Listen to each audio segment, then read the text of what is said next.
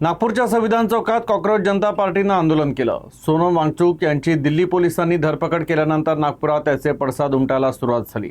मोठ्या प्रमाणात यावेळी कार्यकर्ते एकत्र आले होते। धर्मेंद्र प्रधान राजीनामा द्या अशा विविध घोषणा यावेळी कॉक्रोच जनता पार्टीच्या आंदोलकांनी दिल्या। या सर्व स्थितीचा आढावा घेतला आमचे प्रतिनिधी आशिष लामसोंगे यांनी।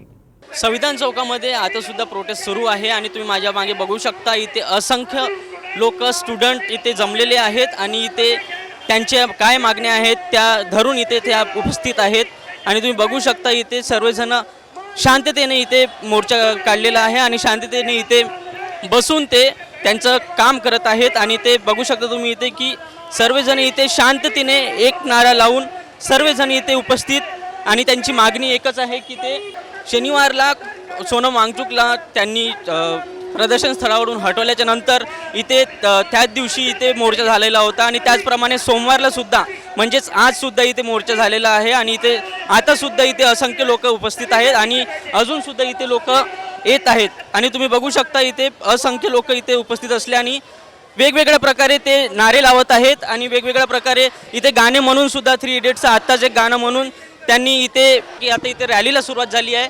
इथे राऊंडमध्ये रॅली करण्यात येत आहे आणि इथे सर्वजण इथे उपस्थित आहेत। तुम्ही बघू शकता माझ्या मागे इथे सर्वजण इथे रॅलीमध्ये सहभागी होत आहेत। स्टुडंट आहेत, मोठे लोक आहेत आणि वेगवेगळ्या प्रकारचे इथे लोक उपस्थित झाले आहेत। तुम्ही बघू शकता इथे असंख्य लोक इथे उपस्थित आहेत आणि त्यांच्या बऱ्याच काही मागण्या इथे दिसून येत आहेत। त्यांचं मेन हेतू काय आहे ते इथे दिसून येत आहे।